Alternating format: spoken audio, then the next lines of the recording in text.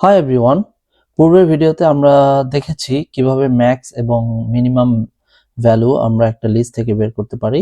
এই ভিডিওতে আমরা শিখব নতুন একটা কনসেপ্ট, সেটা হচ্ছে ডিকশনারি।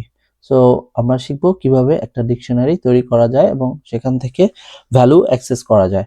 সো আমরা কি করলাম, একটা নতুন নোটবুক ওপেন করলাম এবং এই নোটবুকটার নাম দেব আমরা ডিকশনারি। সো আমরা একটা নাম দিই এখানে, ডিকশনারি। সো এখানে যেটা হচ্ছে পূর্বের মতো আমাদের এই লাইব্রেরিগুলো দরকার নেই, এগুলো ডিলিট করে দিলাম। আমরা এখন এখানে একটা ডিকশনারি তৈরি করব। আমরা ডিকশনারিটার একটা নাম দিতে পারি। ফর এক্সাম্পল আমরা নাম দিলাম স্টুডেন্ট।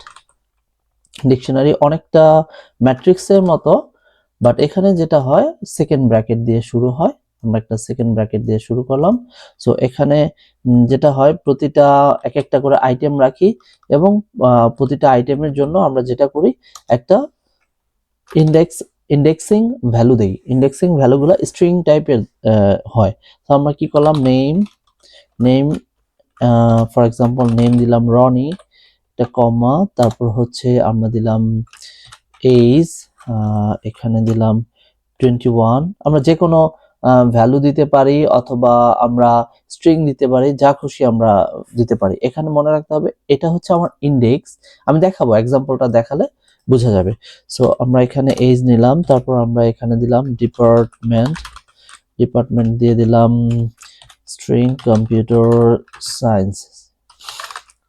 সায়েন্স এবং আমরা লাস্ট যেটা দিলাম ইজ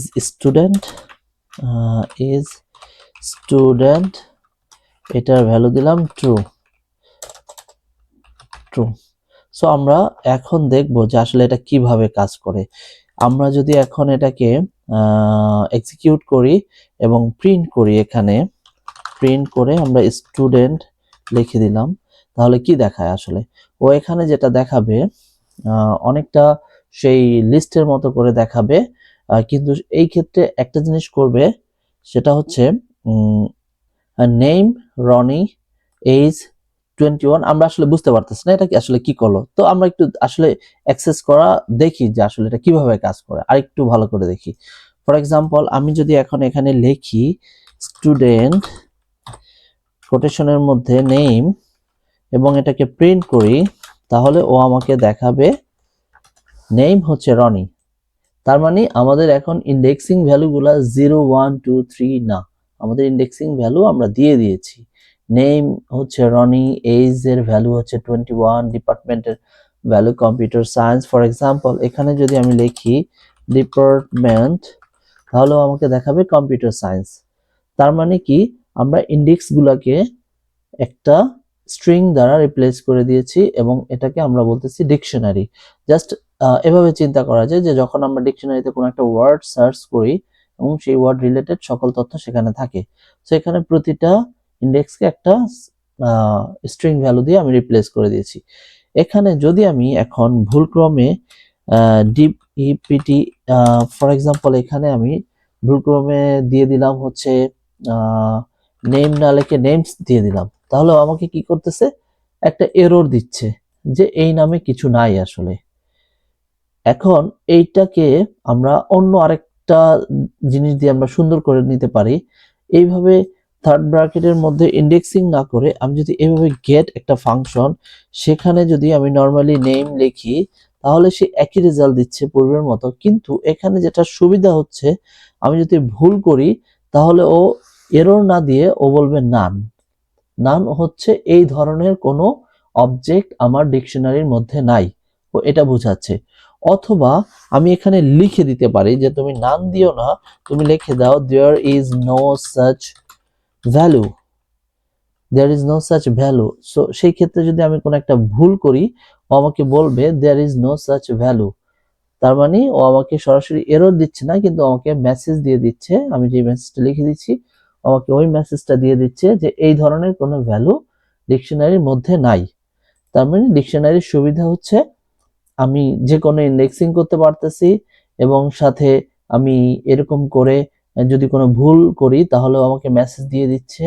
এবং আমি যদি আরেকটা সেল ওপেন করি, আমি যদি এখানে লিখে দেই স্টুডেন্ট আমার কোনো একটা আইটেম নাই, এখানে দেখা গেল যে আমার নেম আছে, তারপর হচ্ছে এইজ আছে, ডিপার্টমেন্ট এন্ড ইজ স্টুডেন্ট আছে, কিন্তু ইয়ারটা নাই। আমি ইয়ার নামক একটা আইটেম তৈরি করে আমি এখানে লিখে দিলাম ফার্স্ট ইয়ার। সো ও কি করবে, ও আসলে এইটাকে একটা নতুন আইটেম হিসেবে শেষে যুক্ত করে নেবে। দেখি আমরা তা করতেছি কিনা। এখানে প্রিন্ট দিয়ে যদি স্টুডেন্টটাকে প্রিন্ট করে দেই, তাহলে এক্সিকিউট করলে হ্যাঁ আমরা দেখতেছি সবার শেষে ইয়ারটাকে যুক্ত করে ফার্স্ট ইয়ার বলে দিচ্ছে। এখন যদি এই মুহূর্তে আমি এখানে প্রিন্ট করতে চাই স্টুডেন্ট, আমি যদি এখন ইয়ার লিখি এবং প্রিন্ট করে দেই, তাহলে ও আমাকে দেখাবে ফার্স্ট ইয়ার। হ্যাঁ, ও আমাকে ফার্স্ট ইয়ার দেখাচ্ছে। আমি একটা জিনিস করেছি, এখানে ডাবল কোটেশন দিচ্ছি, এখানে সিঙ্গেল কোটেশন দিচ্ছি, এটা কোনো এই ক্ষেত্রে এটা কোনো প্রবলেম না, এটা দেওয়া যাবে। সিঙ্গেল কোটেশন দিয়ে আমরা স্ট্রিং বোঝাচ্ছি, ডাবল কোটেশন দিয়েও স্ট্রিং বোঝাচ্ছি। এটা একটা যদিও পার্থক্য আছে, সেটা আমরা এই মুহূর্তে আলোচনার বিষয় না। জাস্ট আমরা বুঝলাম যে স্ট্রিং আমাদের সঠিক কিওয়ার্ডটা যদি ও পায়, ওইটা রিলেটেড ভ্যালুটা ও আমাদেরকে দিয়ে দিচ্ছে। সো এটা আমাদের খুব প্রয়োজনীয় একটা কনসেপ্ট ডিকশনারি। এটা আমরা খুব বেশি ইউজ করব যখন আমরা ডেটা সায়েন্সের লেকচারগুলো দেখব, আমরা এই ধরনের জিনিসগুলো ইউজ করব। আমি যেহেতু আগেই বলেছি, আমার এই পাইথন কোর্সটা নট ফর দ্য ডেভেলপার, এটা পাইথন ডেভেলপারের জন্য না, বা যারা পাইথন সফটওয়্যার ইঞ্জিনিয়ার হতে চায় তাদের জন্য না। এটা হচ্ছে পাইথন দিয়ে যারা ডাটা সায়েন্স করতে চায়, ডাটা সায়েন্স রিলেটেড যা যা আছে আমি শুধু পাইথনের ওইগুলোই দেখাবো।